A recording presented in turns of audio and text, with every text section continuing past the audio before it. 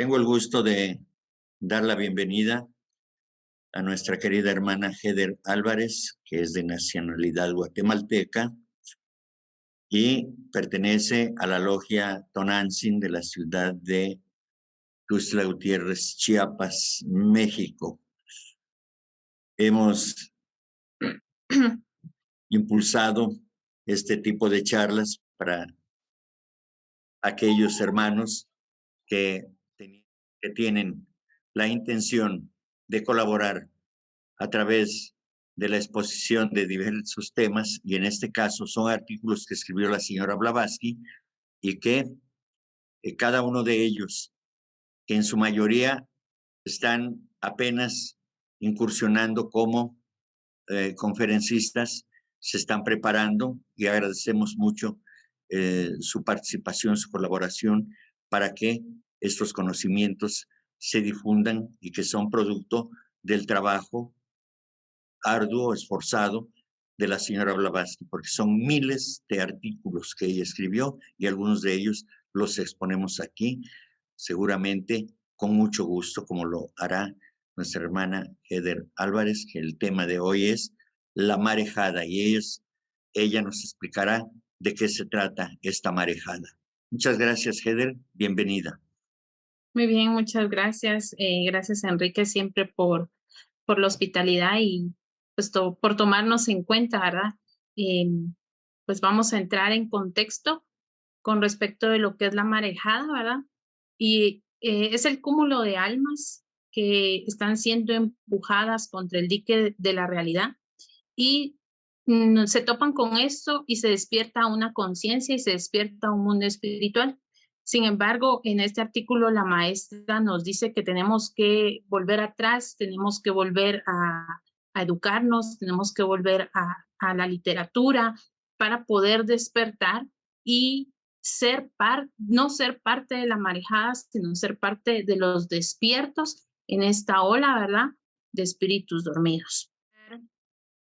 Este artículo enfatiza más que todo el camino que ella nos dejó marcado, ¿verdad? De ser revolucionarios y libres de pensamiento, ser libres pensadores.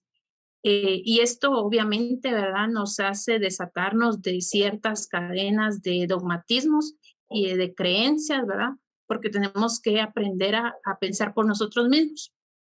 ¿Y esto cómo lo vamos a lograr? Lo vamos a lograr en nuestras áreas de trabajo, en nuestra vida cotidiana, en donde nos desenvolvemos, porque en el transcurso, ¿verdad? Del artículo que ella menciona, nos dice que no solo es escribir de los Mahatmas, no solo es hablar de los Mahatmas, sino tocar también temas cotidianos y enfocarlos desde el punto de vista teosófico.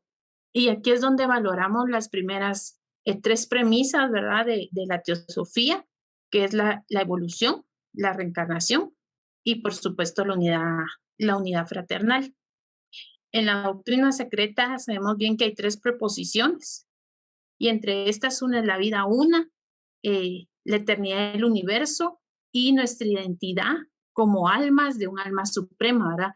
El podernos identificar como eso y saber que solo vamos a salir de esto a través de la rueda, ¿verdad? De reencarnación en la que estamos ahorita envueltos. ¿Y cómo vamos a conducir todo esto? Pues obviamente con todas las ideas teosóficas que nosotros estamos ahorita adquiriendo. Bueno, entonces empezamos, ¿verdad? La verdad que el artículo es un artículo bastante fascinante para mí, fue algo muy bonito de que Enrique me propusiera este tema. Sin embargo, miro que es una clara sentencia de la responsabilidad y de los cambios que tenemos que hacer, tanto de nuestra mente como de nuestro espíritu. Eh, Considero que, o sea, todos los que estamos hoy aquí reunidos, todos los que de alguna manera pertenecemos a una logia, tenemos una responsabilidad muy grande, tenemos una responsabilidad moral, tenemos una responsabilidad espiritual y tenemos una responsabilidad con nuestro entorno de poder cambiar y de poder transformar a los que están a nuestro alrededor. Eh, Voy a empezar un poquito con contextualizar la historia, históricamente, ¿verdad? En el momento en que la maestra escribe este artículo. Nos dice que fue escrito a finales del año de 1889. En este momento en el mundo están ocurriendo bastantes cambios a nivel industrial, psíquico y social. Por ejemplo, yo investigué que estaba la inauguración de la Torre Eiffel que ella consideraba que era una escultura de mal gusto para las almas sensibles. ¿Por qué? Porque estábamos olvidando la arquitectura griega, estábamos olvidando arquitecturas que nos hacían como elevar el espíritu y empezábamos a ver ya arquitecturas un poquito más materialistas, ¿verdad? También en este año se gradúa en Buenos Aires la primer médico. Entonces, estamos viendo también ahí ya la lucha entre el materialismo y la espiritualidad, ¿verdad? Y el avance incluso también científico y cómo se empezaban también de alguna otra forma los géneros a posicionarse dentro de la sociedad.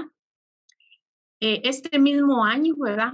Van Gogh pinta en Francia La noche estrellada. Y aquí también vemos infravalorado, digamos, un poquito lo que era ese arte incomprendido. Entonces, cualquier historiador podría decirnos que este año, pues era un año normal, ¿verdad? Que transcurría un año normal. Sin embargo, el artículo nos devela que en los planos psíquicos ya empezaba un surgimiento de marejada de almas, rebeldes y dispuestas a enfrentar cambios de su verdadera naturaleza. Se hace mención en el primer párrafo de una profecía mística que señala la culminación de este ciclo en el ciclo actual. Y aquí se refería a todo lo que estaría por ocurrir en el siglo XX, mismo que daría pie, ¿verdad?, a los cimientos para nuestro ciclo actual. Estamos hablando que la maestra se posicionaba en un siglo, perdón, en un siglo anterior, pero pienso que todo eso, o sea, todo lo que ocurriría en el siglo XX nos iba a dar los cimientos para lo que ahora nosotros estamos viviendo.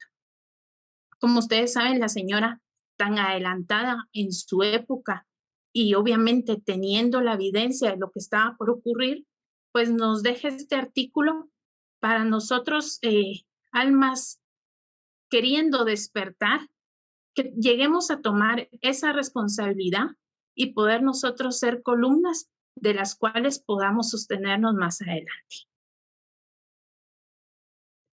¿Cómo se ha manifestado eh, esta marejada? ¿Cómo se ha manifestado esto, digamos, en el último siglo, ¿verdad? O lo que nosotros hemos estado viviendo. El espíritu humano ha estado oculto y excluido del ámbito del conocimiento moderno, siendo objeto de difamación por parte del materialismo y, por supuesto, las iglesias, ¿verdad?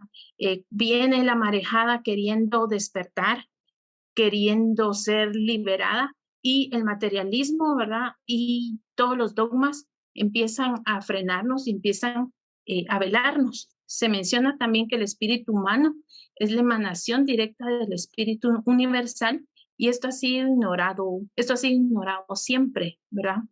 En la época actual, el espíritu ha despertado. Tenemos información en muchos lados, ¿verdad?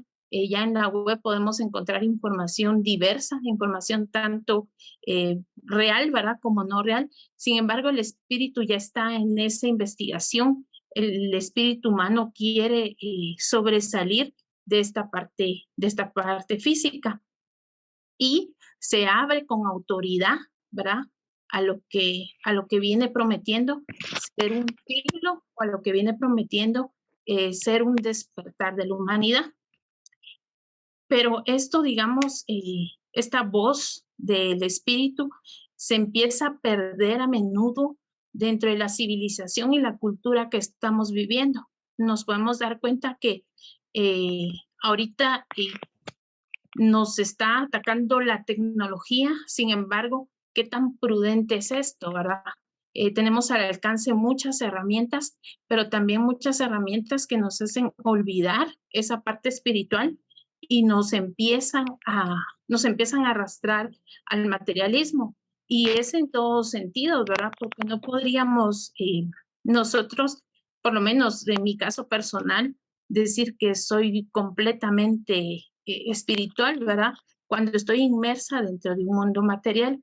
Sin embargo, ella aquí nos da como las herramientas o los tips para poder salir de esta marejada, ¿verdad? Y poder ser luz para los que tenemos alrededor. En la siguiente diapositiva, aquí está el contraste que existe entre el bullicio de opiniones, agitación políticas y despertar del espíritu humano. Cuando ella escribió este artículo, ¿verdad? Todavía en Rusia habían zares, ¿verdad? O sea, no se había dado todavía una revolución, estaba por empezar la revolución industrial, pero este mismo bullicio y esto de lo que habla de la política, de las opiniones contrarias, de el querer uno hablar del espíritu humano, o sea, no se ve reflejado ahorita en nuestra actualidad. Todos nosotros que nos encontramos en temas de este tipo espiritual, podemos darnos cuenta que no es fácil hablar con una persona de esto, no es fácil tampoco que nos comprendan y siempre terminamos siendo como esas personas extrañas, ¿verdad? O esas personas raras que creen en algo que no entiende, ¿verdad? No entiende el resto de personas. Entonces podemos ver que, o sea, todo lo que ella nos hablaba nos lo está diciendo como para este momento presente. Siento que lo que leo de ella, siento que nos lo está diciendo como que ya sabía que íbamos a llegar a este punto. Y por eso nos hace la invitación de mirar a nuestro alrededor, de observar y reflexionar sobre todo lo que vemos, sobre todo lo que oímos y por supuesto llegar a nuestras propias conclusiones. Bien lo decía ahorita Enrique, ¿verdad? Él puede decir algo y los demás interpretarlos desde un punto de vista, según sus experiencias, según su evolución, y otros también no aceptarlo, ¿verdad? Entonces, esa es parte de la liberación, esa es parte del libre pensamiento, ¿verdad? Y esa es parte de sentirnos como que estamos rompiendo cadenas, ¿verdad? Estamos rompiendo cadenas y estamos rompiendo ciertos elementos que nos da el materialismo para poder pensar y llegar a un fin. Y este fin yo pienso que es esa lucha que tenemos entre el ocultismo y el materialismo, ¿verdad? Nos menciona en el artículo que esta lucha ya ha empezado, ¿verdad? Y que definitivamente, pues nosotros sabemos quién va a ser el ganador, ¿verdad? Quién gana esta batalla y quién se va a volver en el gobernante de la humanidad y guía de la humanidad. Y sabemos que tiene que ser el mundo espiritual, tiene que ser el ocultismo, ¿verdad? Y nos sugiere, ¿verdad?, que también destaca el despertar del espíritu humano.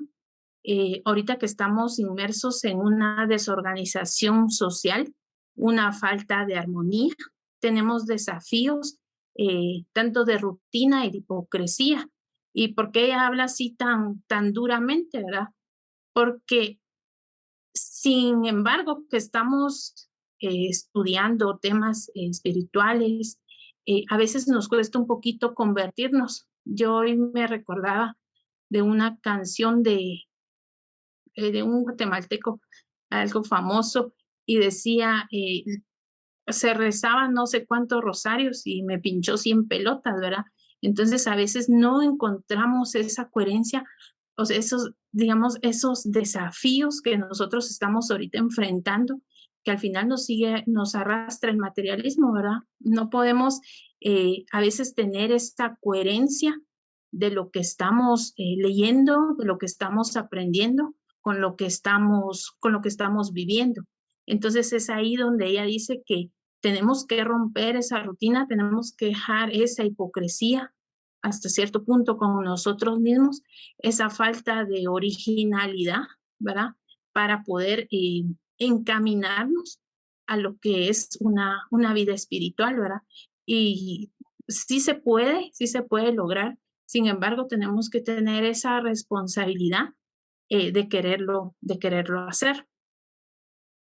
Eh, Se menciona la voz grandiosa del alma humana, dice, proclamando el ascenso y la resurrección del espíritu humano en las masas, alentando a la acción y liberándonos de las limitaciones impuestas por la naturaleza. Sabemos que uno de los limitantes es, ¿verdad?, que tenemos este cuerpo físico. Sin embargo, este cuerpo nos ayuda a tomar experiencia. Este cuerpo no es algo que sea malo, sino es por el medio en el que yo me estoy desenvolviendo para llegar a ser un superhumano, ¿verdad? Pero ¿cómo lo tengo que conducir? Lo tengo que conducir de la mejor manera. Se hace un llamado también en el artículo al despertar y contemplar las ideas que se han eclipsado la visión de las verdades espirituales. Y era lo que les mencionaba al principio, ¿verdad? Las premisas que nos da la doctrina secreta, el saber del ciclo de vida y muerte, ¿verdad? La unidad fraternal. Entonces, todo esto, digamos, todas esas ideas se tienen que hacer vívidas en nosotros para poder estar saliendo de la marejada, que si nos damos cuenta es algo bastante denso. Siento que son épocas que nos toca vivir como humanidad. Sin embargo, sí tenemos que estar muy atentos porque fácilmente nos podemos dejar arrastrar por ella y fácilmente nos podemos dejar arrastrar por el materialismo. Estamos eh, expuestos, digamos, a caer en cualquiera de las trampas, ¿verdad?, que el materialismo nos pudiese poner. Invita también al lector a reflexionar sobre temas y observar los cambios que se producen alrededor, ¿verdad? Y a nuestro alrededor, ser actores de nuestro propio destino, pero con atención plena de nuestro actuar, pues esto será más que el reflejo de nuestra futura humanidad. Entonces, como les decía al principio, para mí fue un tema que yo le decía a Enrique, fue un poquito difícil de contextualizar, espero me estén entendiendo, porque ella habla en un lenguaje eh, muy enriquecido. Ella le hablaba a nobles, ¿verdad? A gente muy erudita. Entonces quise rescatar eso. Sin embargo, pienso que el punto primordial es esa reflexión, esas riendas de nuestro propio destino y que al final, si estamos viendo una futura humanidad, estamos viéndolo con amor, ¿verdad?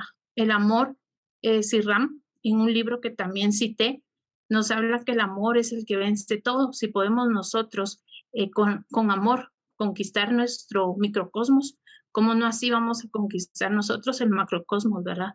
Entonces, tenemos que pensar, ser actores de nuestro propio destino y volvernos responsables hasta cierto punto de las tareas que se nos están encaminando, ¿verdad? Pienso que podríamos, con un libro teosófico, si lo siguiéramos al pie de la letra, tal vez sería el único que yo dijera, leamos solo un libro en toda la vida, pero si lo siguiéramos al pie de la letra, creo que cambiaría nuestro destino y también cambiaría, ¿verdad?, el destino de nuestra futura humanidad. Y siento que todos tenemos un objetivo común, que es la fraternidad universal, es salir de esta oscuridad, ¿verdad?, que estamos pasando como humanidad para un día reencontrarnos con nuestra esencia primordial. Entonces, ella nos dice que el despertar del espíritu humano, ¿qué es? Y dice que se refiere a aquellas ideas y aspiraciones nobles que en este momento están en decadencia. Los filósofos decían que qué era el bienestar, qué era lo bueno, y lo bueno en el ser humano era aquella similitud que teníamos con la divinidad. Entonces, lamentablemente, ciertas aspiraciones nobles las estamos olvidando están en decadencia. ¿Por qué? Porque ponemos en posiciones privilegiadas conceptos o cosas materiales que no deberían de estar ahí, y esto nos entorpece, digamos, el guiar y el liderar caminos para una futura humanidad. Yo pensaba cómo cambiar a una humanidad. O sea, ¿qué puedo hacer yo dentro de mi entorno, yo tan pequeñita? ¿Qué puedo hacer yo para cambiar la humanidad, verdad? Entonces me ponía a pensar que los cambios tienen que ser dentro de nuestra propia familia, dentro de nuestro propio entorno, y qué bonito que existe esa coherencia, que existe ese conocimiento. Yo escuchaba la plática del domingo de la FTI con Jasmine, la doctora, y me pareció tan maravilloso que ella pudiera explicarnos la formación de un ser humano desde el punto de vista teosófico, y que aparte de eso, ella lo vive, o sea, ella lo vive en su trabajo. Entonces pienso que esa es la labor real de un estudiante de teosofía. Esa es la labor real de alguien que está leyendo por lo menos un libro de teosofía, que alguien se sabe, ¿verdad? Las tres objetivos de la sociedad. Pues siento que esta sería la parte medular, y en esa parte, digamos, pequeñita, es donde nosotros podemos hacer estos cambios, ¿verdad? Y guiar ese camino que la maestra nos señala. También en este texto nos argumentaba, ¿verdad?, que los desamparados, ¿verdad?, las personas de una condición, porque sí lo menciona, económica, ¿verdad?, no podían cambiar su situación porque era el resultado, ¿verdad?, de lo que ellos como que habían obtenido, habían ganado. Y se planteaba, ¿verdad?, que solo podían cambiar por medio de la regeneración moral de las clases y la cultura alta. ¿Por qué por ellas? Porque estas mostraban cierta bondad, digamos, pero lamentablemente con frivolidad y con egocentrismo, ¿verdad? Se criticaba la actitud de estas personas que hacían caridad de manera superficial para que les vieran. Y pues ella decía que si se les pudiese educar, ¿verdad?, de una forma en que su caridad, su bondad, ¿verdad?, se viera reflejada en los más necesitados, podría, digamos, terminar con el materialismo. Sin embargo, en el mundo que nosotros vivimos, vemos que todo se basa en egocentrismo, más ahora egocentrismo, frivolidad, apariencias, ¿verdad? Entonces, estos conceptos, digamos, podrían ser retomados si existiera un cambio real y duradero de la sociedad, ¿verdad? Que las clases más privilegiadas en su momento pudieran, ¿verdad?, dar esta educación, o pudieran hasta cierto punto ayudar, ¿verdad?, a los menos privilegiados, pero también elevándoles su conciencia espiritual. Y aquí entra en contraste el materialismo y el ocultismo. ¿Por qué? Porque describe el cambio importante en el campo del alma humana, destacando el despertar del espíritu humano y la lucha entre estos dos, a observar cambios que se producen, digamos, en la vida individual, tanto fisiológicamente, psicológicamente y espiritual. Pero ¿con qué? Con una ayuda, digamos, sobre la literatura como reflejo de vida social. Aquí vemos, ¿verdad?, en la lectura como reflejo de la vida social.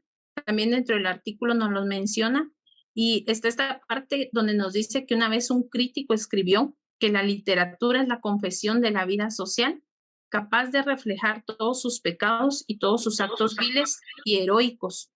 Y en este sentido, que un libro es mucho más importante que cualquier ser humano. Los libros no representan un ser, sino van a representar el espejo de una hueste de individuos, Por lo tanto, el gran poeta filósofo inglés, hablando de los libros, dijo que era tan difícil matarlos y eran tan prolíficos como los dientes del dragón de la fábula, y al sembrarlos aquí y allá, engendrarían luchadores armados. Matar un buen libro equivale a matar un ser humano. Aquí nos habla que la literatura va a ser reflejo de la sociedad y podríamos ahorita nosotros citar a algún escritor que realmente eleve, un escritor vivo ahorita en nuestra sociedad, que realmente eleve nuestra vida social a un plano más espiritual y quizá nos quedaríamos cortos, ¿verdad? Porque son pocos los que ahorita vivos pudiesen hacer eso, ¿verdad? ¿Pero por qué? Porque estamos, digamos, reflejando nuestra vida social hasta cierto punto en lo que leemos. Eh, yo tengo grupos de jóvenes a los que les doy clases para que puedan insertarse al mundo laboral, son clases técnicas. Sin embargo, en el primer módulo que nosotros tenemos, que son como de 3 meses, yo los pongo a leer, les digo, leamos algo, leyeron tal historia, tal cuento en la primaria, no. Entonces, yo me doy cuenta del déficit que hay ahorita en la lectura, ¿verdad? Entonces, los motivo a que leamos por lo menos media hora antes de empezar nuestra clase, y al final de los módulos, pues yo los voy premiando si leyeron el libro. Entonces, siento que ahí empezamos a trabajar un poquito para que se vuelva otra vez y se retome la lectura, porque para ahorita el joven es más fácil estar en el teléfono viendo una red social que estar tratando de ver reflejada su vida social en un libro que eleve su espíritu. Nos dice que la literatura, ¿verdad? Ha sido reflejo de las sociedades y ella en este artículo menciona a un autor y dice que los nuevos pensamientos e intereses que han surgido han creado necesidades intelectuales sin precedentes, y esto ha dado lugar a la aparición de una nueva generación de autores, aunque ella se refería a ese tiempo, ¿verdad? Esta nueva especie de escritores de forma gradual e imperceptible va desplazando, dice, la antigua generación cuyo reinado es más nominal que deseado. Aquellos que se aferran obstinadamente a las antiguas fórmulas literarias y se adhieren desesperadamente a las tradiciones editoriales no lograrán satisfacer las nuevas necesidades.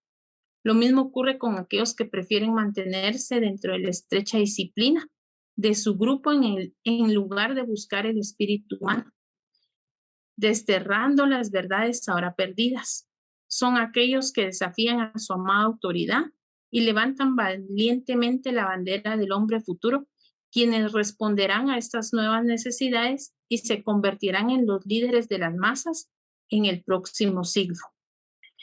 Sin embargo, si prevaleciera, dice, en ese tiempo la escuela del pensamiento del siglo XIX, en el siglo XX o incluso ahorita en nuestro siglo actual, sería desafortunado, ya que se volvería a encarcelar al espíritu y silenciarlo hasta el fin de la era venidera.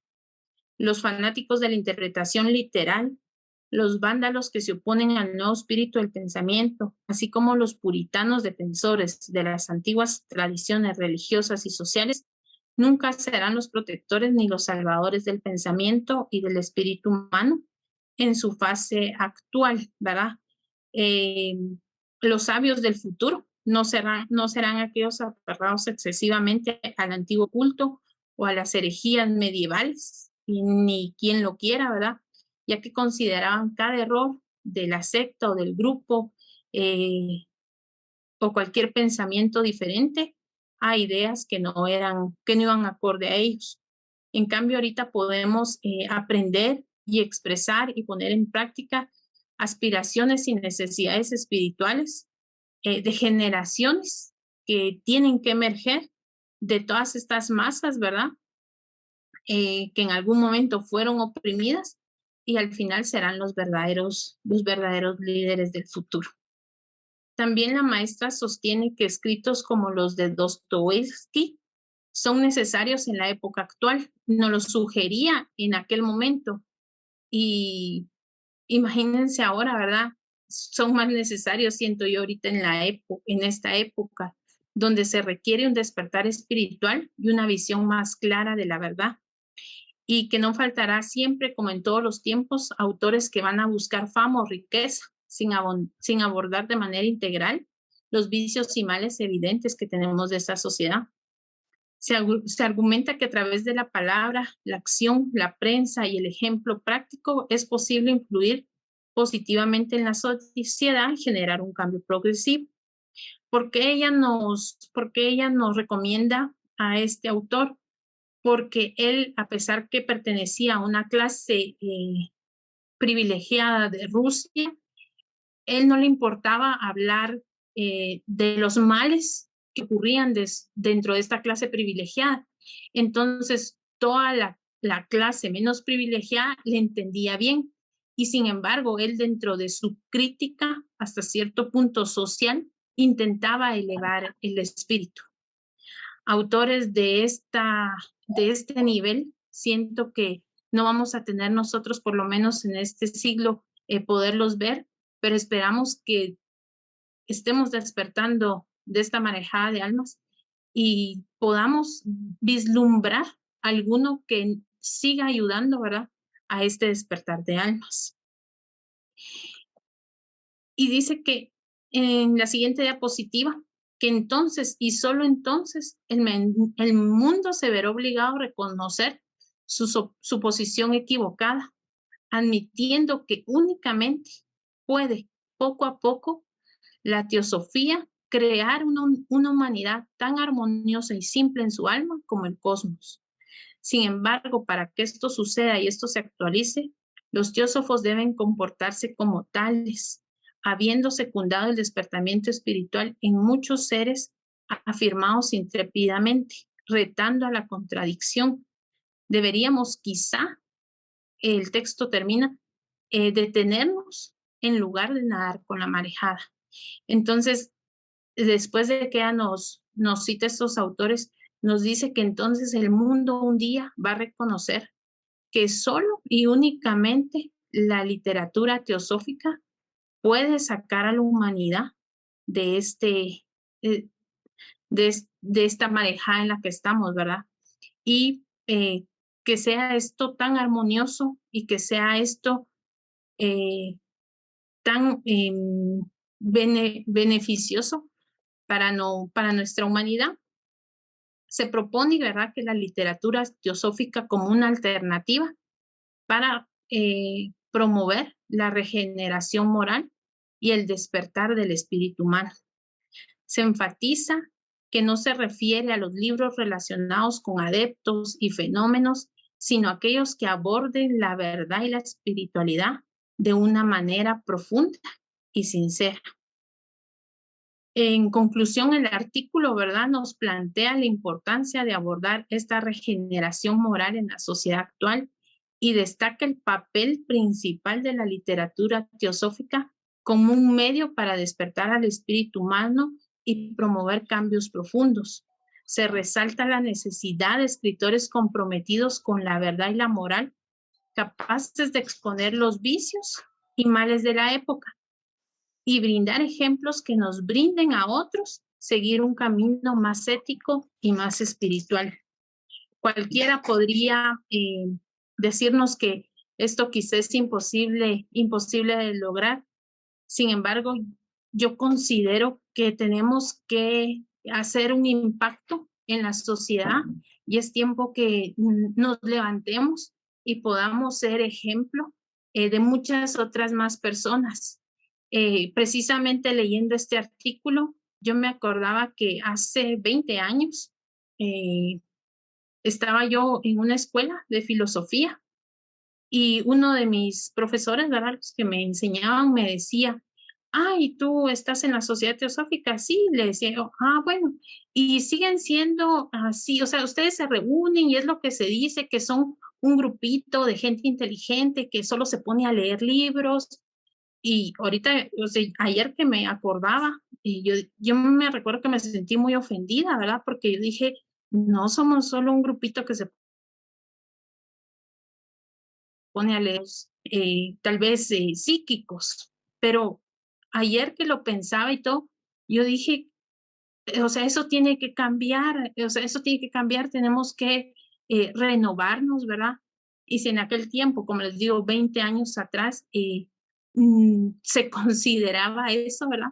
Yo digo, no, se tiene que considerar que un teósofo, un estudiante de teosofía, tiene que ser una persona que entre en acción y entre en coherencia, ¿verdad? Con ese camino ético y ese camino espiritual. Entonces, pues este artículo siento que es una invitación a reflexionar sobre ese despertar espiritual, ese espíritu humano, ese reconocimiento que somos esencia de algo divino, ¿verdad? Y ese impacto que tenemos nosotros que tener en la sociedad. Cualquiera puede decir, promover al mundo no es fácil, ¿verdad? Menos ahorita, pero por lo menos que impactemos en la vida de una persona, pienso que eso ya nos valdría más que suficiente para la hora de nuestra muerte. Tengo un pequeño texto que saqué de el libro del interés humano de C. Rams y me gustó mucho, se los quiero compartir. Y era lo que les decía al principio, que el amor era el que podía todo, ¿verdad? Y dice, el microcosmos puede ganarse por medio de la fuerza del amor. Por esa misma fuerza puede conquistarse el macrocosmos. Aquel que se vuelve amo de sí mismo puede volverse amo de un universo. Control de sí mismo implica conocimiento de sí mismo y suficiente en sí mismo. Y nada en el mundo es suficiente en sí mismo, excepto el ser que está enraizado en una condición de amor. Entonces, estos cambios y estos impactos en la sociedad, este camino ético que tenemos que seguir, lo tenemos que seguir con esa profundidad de amar, ¿verdad? De amar a nuestro próximo, no a nuestro prójimo, sino a nuestro próximo, al que tenemos al lado. Y considero que es intentar salir de nuestra zona de confort, salir de todo aquello que apresa nuestra alma, para que poco a poco podamos nosotros ir escapando de estas ataduras y podamos seguir trabajando para la humanidad. Eh, también eh, hay hay un pequeño texto de la luz de Asia que dice, por fin animoso y radiante y fuerte, levantóse y pronunció en voz alta estas palabras, destinadas a perpetua escucha en todos los tiempos y en todos los mundos. Habité muchas moradas de vida en incesante búsqueda del que construyó estas prisiones de los sentidos, llenas de aflicción, y penoso fue mi combate. Pero ahora te conozco, oh constructor de este tabernáculo. Ya no fabricarás estos muros que encierran el sufrimiento. No levantarás ya la techumbre de tus artificios. No apoyarás nuevas vigas sobre la arcilla. Destruida está tu casa y roto su principal sostén. Fui el arquitecto de la ilusión. Entonces, pienso que este es nuestro objetivo como alma humana, ¿verdad? También está el otro texto, que ahorita no me acuerdo, que La Perla creo que se llama. La verdad es muy bonito, que es un recordatorio, ¿verdad? De dónde venimos, de a dónde tenemos que regresar. Y pues yo con esto me despido. Le agradezco a Enrique y espero que yo me haya podido entender, y dejándoles con la reflexión que pensemos hacia dónde estamos llevando nuestros pasos y hacia dónde estamos dirigiendo toda nuestra atención y toda nuestra energía. Entonces, muchas gracias, Enrique. Siento que fue algo breve, sin embargo, espero haber aportado algo para ustedes. Muchas gracias. Todo lo contrario, querida Heather, ha sido hermosa la presentación, muy aleccionadora, con conceptos muy claros acerca de lo que significa la marejada, en la cual estamos hoy inmersos nuevamente. En cada siglo, esta marejada aparece a, eh, la similitud de las marejadas, es decir, las turbulencias que ocurren en el mar, la elevación, la agitación de las aguas. Eso es justamente lo que ocurre hoy en día y de lo cual hablaba Salomón hace rato, de esta situación tan desagradable, tan desafortunada por la que estamos pasando, pero es parte de la evolución, es parte de la vida del ser humano y del planeta, de la sociedad humana en general. Es cierto que la ignorancia, la ambición y la codicia han sido los mayores obstáculos para el progreso espiritual, pero también son un aliciente, efectivamente, porque viene a ser como el diablo, que es el acicate, que es aquello que nos impulsa a salir adelante. En el último cuarto de cada siglo aparecen los mensajeros de la jerarquía de compasión, como lo fue la señora Blavatsky, que a través de la Sociedad Teosófica se dio a conocer lo que hoy conocemos como la teosofía, la misma teosofía que en su momento promulgó, divulgó Amonio Sacas y los neoplatónicos. Entonces, en cada siglo aparece un nuevo mensajero. Seguramente hoy en día estará próximo a nacer el próximo mensajero que traerá, desde luego, su mensaje que como una proyección de los impulsos, del intento, de, del el plan que tienen los grandes adeptos para que se dé a conocer esta filosofía tan elevada, que es la filosofía del amor, a la humanidad en su turno, ¿verdad? Después de Blavatsky, que fundó la Sociedad Teosófica, apareció Krishnamurti, también con un mensaje, también en el sentido de que a través de la mente vayamos tomando conciencia de lo que es el despertar de esa conciencia divina que está latente en cada uno de los seres humanos. Y así seguramente aparecerá otro de esos agentes, de esos mensajeros en su momento. Repito, de un tiempo hacia acá, en el último cuarto de cada siglo, aparecen y se reaviva, desde luego, la espiritualidad de la que tú hablabas, ese nuevo impulso que se da en cada último cuarto de cada siglo, ¿verdad? Eh, entonces, en este sentido, el propósito de los grandes adeptos es la elevación de la humanidad que tiene y tendrá como base el amor, la solidaridad y el altruismo generalizado. Desde luego que eso nos lleva a una meta, que es la práctica de la fraternidad universal.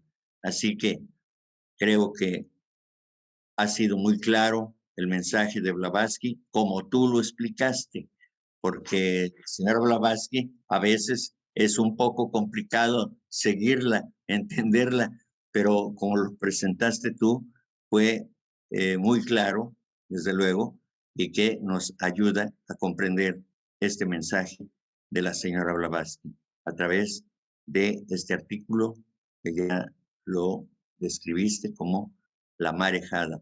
Muchas gracias nuevamente por contribuir a la difusión de este conocimiento. A ti, Heather, nuestra felicitación por este magnífico trabajo y esperemos que sigas aceptando nuestra invitación para contribuir a la difusión de este conocimiento. Muchísimas gracias. Gracias, buenas noches. Primeramente, felicitar a mi hermana Heather.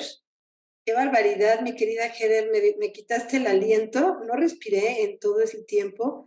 Es tan profundo lo que mencionas, tan hermoso. Creo que nadie lo hubiera dicho tan hermoso como tú. Creo que tú, mi hermano Carlo, Caro, Enrique, todos han sido mis maestros.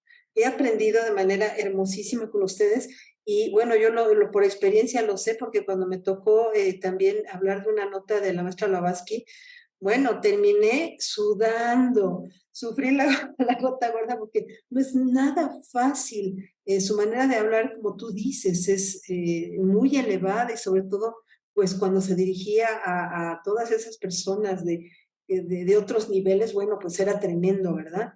Entonces, definitivamente, bueno, fue un trabajo extraordinario. Te agradezco infinitamente por la profundidad de este tema y pedirte también tu gentileza de que lo último que hablaste respecto a lo de la luz de Asia, yo leí ese libro hace mucho tiempo, pero esto que mencionaste, la verdad me sacudió mucho y sería muy lindo de tu parte si lo pudieras después compartir en la logia. El último pensamiento que dijiste es muy enaltecedor, muy enriquecedor y verdaderamente para tenerlo anotado en cualquier lugar y tenerlo recordando todo el tiempo para recordar de que nosotros somos esa parte tan grande que tenemos que trascender, pero siempre para el bien de todos los seres. Muchas gracias y un abrazo muy, muy cariñoso, mi querida Heather.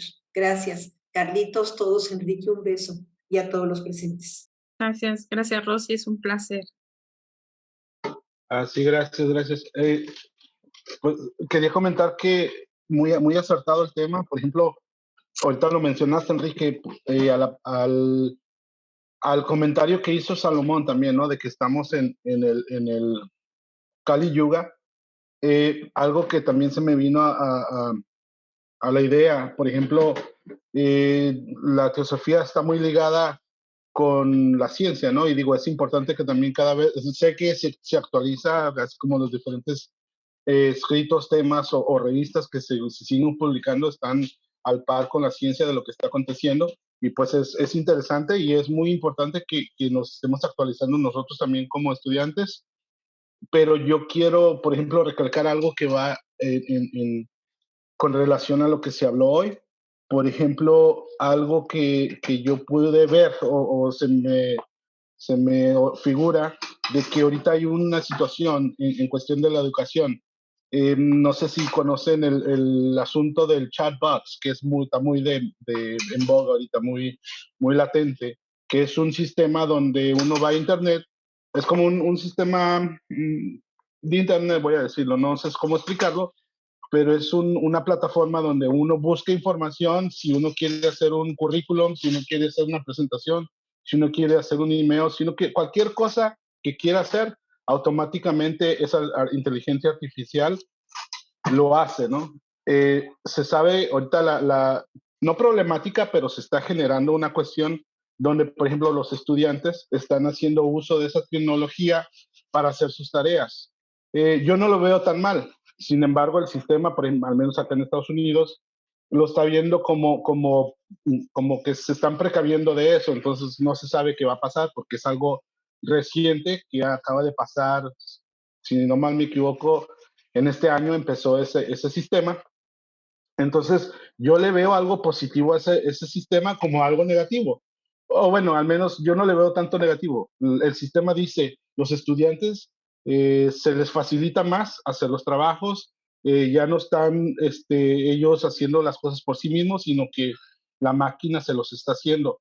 Pues yo tengo entendido que yo mismo lo he hecho, que copiando se aprende también, así como enseñando se aprende. Entonces, hay quienes aprendemos copiando, que no sería muy ético, pero bueno, ahí ya hay otra controversia, ¿no?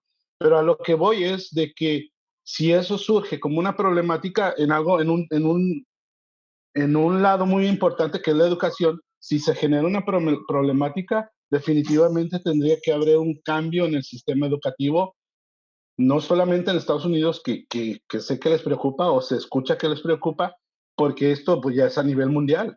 Entonces, digo, yo no estoy juzgando porque no entiendo los sistemas educativos de otros países, pero por lo menos aquí en Estados Unidos les está haciendo ruido. Entonces, creo que yo tengo la esperanza de que se haga algo porque me suena como que es para bien, porque en el sistema educativo hay muchos problemas que tienen, hay cosas que tienen que cambiar.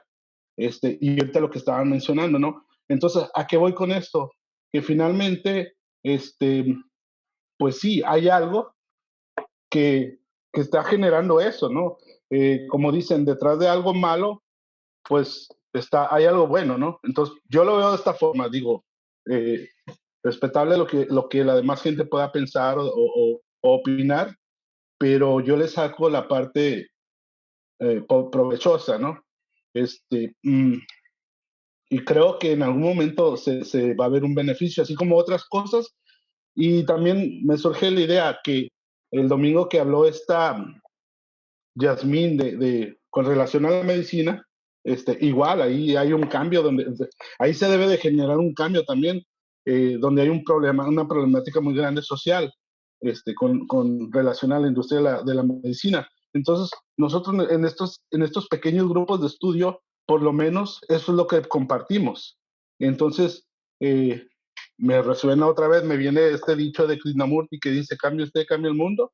Claro, empezar con las familias de uno, si se trata de educación, si se trata salud, pues tomar en cuenta todas esas cosas, acontecimientos que están pasando, o lo que está pasando actualmente, para tomarlo en cuenta. Y claro que el estudio, todos estos temas, todas estas pláticas, pues le abren la mente a uno. Y finalmente digo, ya la espiritualidad, pues va de la mano también, porque finalmente es como un llamado de conciencia todo esto. Entonces, muy acertada la plática de hoy, compaginada con la primera sesión, con esta de Heather, y igual, pues felicitaciones a Heather por su ponencia. Quisiera yo acotar algo. Sí, esto de la inteligencia artificial, yo no conozco cómo funciona, pero imagino que igual cuando pues se consulta a través de un programa que ya está cargado en las máquinas, en las computadoras, pues el hombre, el investigador o el que quiere una respuesta, pues carga los datos y los acomoda la computadora, la inteligencia artificial los acomoda, nada más. Entonces, eso pudiera ser en un momento determinado perjudicial para el ser humano porque ya no hace el esfuerzo mental, ya no, ya no tiene, ya no se vuelve eh, o ya no utiliza la creatividad, vamos a decir en ese sentido. No sé si yo estoy mal porque desconozco efectivamente esta tecnología, pero me da la impresión de que así funciona. Por otro lado, aquí estamos hablando precisamente de lo que habló Heather, es del desarrollo espiritual, no del desarrollo intelectual. Eso precisamente es lo que con este artículo quiso dar a entender Blavatsky, que ya dejemos de estar en lo intelectual y entonces despertemos, porque dice aquí, al principio dice, el gran cambio psíquico y espiritual que está verificándose en el campo del alma humana es muy significativo y eso es a lo que debemos enfocar nuestra atención, ya lo dijo Heather, no al aspecto intelectual. El intelecto ya lo tenemos desarrollado. Ahora utilicemos ese intelecto para comprender todos los asuntos del espíritu y practicarlo. El amor, el altruismo, la solidaridad y todo esto. Eso es lo fundamental del tema que trató hoy Heather y creo que las tecnologías están alejando de manera importante el trabajo espiritual. Eso es lo que yo creo. Adelante, Elsa, por favor. Gracias. Pues un poquito aunando las dos respuestas que dieron tanto Sergio como Enrique. A fin de cuentas, esto de la inteligencia artificial no es nuevo. El famoso ChatGPT ya está en la generación 5. Esto viene desde 2019 o 2018. Ahora, a fin de cuentas, las herramientas ahí están. ¿Quién es el tomador de decisiones para lo que las va a usar? Sí hay puntos malos. Un estudio que sacó la UNAM sacó que en los años 60 a 90 las personas tenían un tiempo de atención plena de 2 horas. Este estudio se renovó. Nuestros jóvenes no tienen más allá de 17 minutos de atención plena. Tienen tantos estímulos que enseguida se aburren y quieren pasar a otro. Pero a fin de cuentas ahí está nuestro trabajo, ¿no? Concientizar a la juventud que las herramientas ahí están. Las podemos ocupar para hacer la tarea o las podemos ocupar para hacer una investigación, porque también es muy cierto que en los años 80 no teníamos acceso a la cantidad de libros que hoy en día podemos estudiar. No teníamos acceso a este tipo de plataformas donde podemos estudiar. Pero nuevamente, ¿de qué depende? Del tomador de decisiones, ¿no? Y ChatGPT puede ser tan malo como para no generar atención en nuestros jóvenes, pero tan bueno como para darnos una plataforma de investigación y profundización mucho más compleja. Entonces, creo que donde tenemos que reafirmar esta tendencia que nos da Heather es en concientizar a los jóvenes para que tomen las decisiones adecuadas. Esa es mi forma de pensar. Gracias. Excelente presentación de Heather y dando corazoncitos a sus comentarios porque también están bien atinados. Ahora, ya que me mencionaste y estoy en el uso de la palabra, pues solo para mencionar un poco del ChatGPT, yo lo puse a prueba. Le hice una pregunta y me contestó nada que ver. Si yo no hubiera sabido la respuesta de la pregunta que yo estaba haciendo y me hubiera guiado por lo que él me estaba diciendo, hubiera caído en un error que estaba yo de alguna pregunta trascendental de la existencia. Y si hubiera caído yo al escucharlo y a decir, bueno, esto es, hubiera quedado en ridículo si yo expongo la tarea. O hubiera quedado yo en ignorancia total porque no supo llevarme a donde yo estaba pretendiendo llevar a esta inteligencia con la pregunta que le hice. Entonces, pues al final de cuentas nos puede confundir, pero es una herramienta. Lo que hagamos con la herramienta, eso es como decía Elsa, es responsabilidad de cada quien. Por cierto, yo antes alguna vez escuché de algunos personajes en el gobierno que tienen sus títulos y sus trabajos de tesis hechos por otras personas que pues hacen las tesis para estas personas. Entonces, esto lo que nos da es que las personas que están guiando no son capaces de generar un pensamiento propio, crítico sobre un tema. Entonces, eso ya les va a quitar la posibilidad de ser unas personas aptas para el desarrollo de la sociedad. Entonces, al fin de cuentas, el uso de esa manera es malo, pero como investigación y como recopilación de datos es bueno. Simplemente lo siento por la interlocución que nada tiene que ver, pero bueno, gracias. Feliz noche. Gracias, Carlos.